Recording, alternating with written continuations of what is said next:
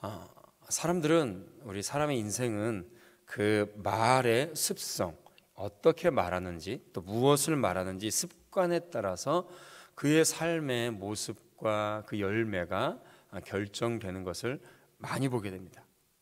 홍해를 건너서 시내 산에 도달하기까지, 그리고 또 가나안 땅 근처까지 가는 이스라엘 자손들의 그 광야 여정을 보게 되면 그 습관이 늘 원망과 불평으로 이렇게 가득 차고 넘치는 것을 보게 됩니다.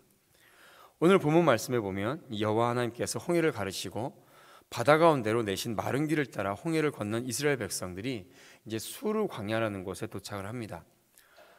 그들이 진입한 이 수르 광야는 애굽 동쪽 끝을 지나서 시내 반도 북서쪽에 위치한 곳입니다.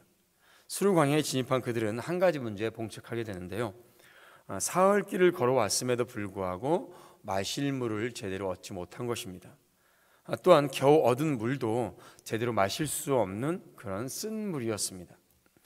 이곳은 지금의 홍해의 남동쪽에 위치한 아인하와라라는 곳인데요. 오늘날에도 이 베두인족들 사이에서는 이곳의 물이 인근에서 가장 질이 나쁘다고 평가되는 곳입니다. 이런 상황 속에서 이스라엘 백성들이 보인 반응은 무엇입니까?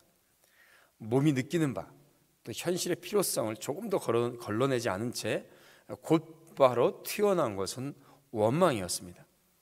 여기서 원망은 그저 한두 마디 하고 마는 원망이 아니라 밤새도록 불평하고 수군거리고 모세를 질책하고 비난한 겁니다. 그러니까 이스라엘 백성들이 밤새도록 온 밤을 향해서 울분을 참지 못한 심정으로 모세를 향해서 불만의 소리로 계속해서 수군거리고 손가락질하고 비난했다는 겁니다. 안타깝게도 가나안으로 향하는 이스라엘 백성들의 광야 여정은 이렇게 불평과 원망으로 가득 찹니다. 그들의 입에는 불평과 원망이 떠나지 않았습니다. 마라의 쓴물로 인해서 불평하고 원망했던 모습은 그 이후에 계속해서 그들이 도착하는 곳마다 입에서 원망이었고 불평이었습니다. 이스라엘 백성은 애굽에 임한 10가지 재앙, 홍해가 갈라지는 이적을 직접 체험했습니다. 그럼에도 불구하고 하나님의 능력을 온전히 신뢰하지 못했기 때문에 그들이 입에서는 늘 원망과 불평이 넘쳐났습니다. 사흘간 물을 얻지 못했다는 것은 분명 괴롭고 고통스러운 일이고 굉장히 또 힘든 일이었을 것입니다. 그렇지만 그들을 애굽에서 또 홍해에서 구원하신 하나님이 결코 그들의 고통을 외면하지 않으리라고 믿어야 합니다. 그럼에도 불구하고 그들의 반응은 즉각적인 원망이었죠. 정말로 이스라엘 백성들이 이런 모습을 보면 인간의 간사함, 우리 안에 있는 여전한 연약함, 그리고 이기적인 속성을 그대로 나타내주고 있는 것을 보게 됩니다. 하나님께서 홍해라는 거대한 물의 이적 이후에 이스라엘 자손이 한 모금 물로 인해 어려움을 겪게 하신 데는 특별한 계획하심이 있으십니다. 큰 위기를 벗어나는 것도 은혜지만 사실 우리의 삶을 뒤흔드는 것은 오히려 거대한 어떤 그 무엇이 아니라 이렇게 당장의 갈등을 해소해 줄 한 모금에서 시작될 수 있다는 것입니다. 오히려 작은 것이 우리의 신앙을 흔들어 놓을 수 있다는 것이죠. 그러므로 우리를 구원하신 하나님은 결코 우리를 고통 가운데 내버려 두시는 분이 아니심을 믿고 철저히 의지해야 될 줄로 믿습니다. 이 문제 앞에서 이제 모세는 기도합니다. 하나님은 모세의 기도를 들으시고 한 나무를 가리켜서 이제 물에 던지라라고 말씀하시죠. 모세가 그 나무를 물에 던지자 써서 먹지 못하던 물이 달아졌습니다. 그 물 안에는 그냥 단순히 맛이 쓴 것이 아니라 쓰다라는 것은 여러 가지 사람이 먹을 수 없는 악한 성분들이 그 안에 들어있는 것을 말씀하고 계시는 것이죠. 이 나무는 신약에서 예수 그리스도의 십자가를 상징하는 것으로 우리가 이해할 수 있습니다. 세상의 물은 써서 마실수록 그 갈증이 더 심해집니다. 문제가 해결되지 않고 오히려 그 문제가 더 크게 벌어지는 것을 보게 됩니다. 그러나 예수 그리스도의 십자가는 모든 갈증을 해결하며 문제를 해결해주는 생명수됨을 믿습니다. 마라에 던졌던 나무로 이스라엘 백성에게 생명의 물을 얻었던 것처럼 예수 그리스도의 못 박히신 십자가를 통해서 우리에게 영생하게 하시는 생수가 주어진 것입니다. 하나님께서 모세에게 던지라고 한 나무는 특별한 나무가 아닙니다. 그냥 땅바닥에 떨어져 있는 흔한 나무입니다. 그 흔한 나무를 그냥 던지게 하신 것입니다. 마라의 쓴물에 던진 나무나 예수님께서 달리신 십자가는 특별한 나무가 아닙니다. 믿고 순종해야 될 대상은 그 나무를 통해서 역사하시는 하나님뿐입니다. 여호와 하나님만이 우리를 치료하시는 여호와 라파의 하나님이십니다. 이스라엘 백성이 마라를 떠나서 엘림에 가니 거기에 물샘 10들과 이제 종려나무 70그루가 있었습니다. 마라의 쓴물을 치료하신 하나님은 엘림의 편안한 안식처를 예비해 두신 것입니다. 그러므로 하나님을 믿고 따른다면 우리의 삶에 있어서 부족함이 없으며 광야 같은 우리의 인생 속에서 엘림과 같은 편안한 안식처를 누릴 수 있음을 말씀해 주고 계시는 것이죠. 홍해를 건넌 이스라엘 백성이 가장 먼저 만난 것은 마라의 쓴 물이었습니다. 거대한 물의 기적 뒤에 작은 물 한 모금의 쓴 물.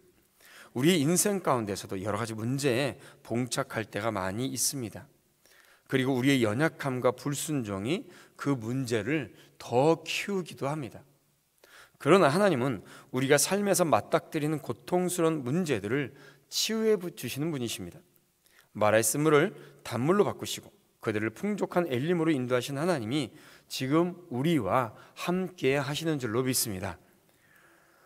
우리에게는 인생을 살아갈 때 마라의 시간도 있고 그리고 또 엘림의 시간도 있습니다. 하나님의 인도하심을 따르는 인생도 형편이 좋을 때가 있지만 또 형편이 좋지 못할 때도 있는 것이죠. 우리가 하나님의 길에서 떠나지 않고 순종을 선택한다면 하나님은 우리를 위해서 예비하신 풍성한 복을 우리에게 부어 주실 것입니다. 하나님께서 마라의 쓴물을 단물로 바꾸신 이후에 이스라엘 백성들에게 율법을, 규례와 율법을 정하신 목적도 이것입니다. 하나님의 율법의 말씀에서 순종함으로 지속적으로 치유의 하나님을 경험하며 하나님의 복 주심 가운데 있기를 주님께서는 원하시는 것이죠. 그러므로 우리는 모든 문제 앞에서 우리는 하나님의 말씀을 믿고 기도하며 승리해야 될 줄로 믿습니다. 빌립보서 4장 6절과 7절 말씀에 이렇게 말씀하십니다. 아무것도 염려하지 말고 다만 모든 일에 기도와 간구로 너희 구할 것을 감사함으로 하나님께 아뢰라.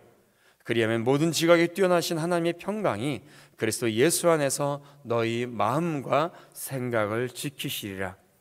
이 시간에 기도하러 나오는 사랑하는 성도들, 어떤 문제가 있습니까? 어떤 기도 제목을 가지고 이 시간에 나오셨습니까? 주의 말씀을 믿고 우리가 기도한다면 그 안에서 하나님은 우리를 반드시 승리하게 하실 줄로 믿습니다. 오늘도 이 같은 믿음으로 하나님을 온전히 신뢰하며 승리하는 우리 복된 성도들 되시기를 주님의 이름으로 축원드립니다. 기도하겠습니다. 하나님 아버지, 주의 은혜와 사랑을 감사드립니다.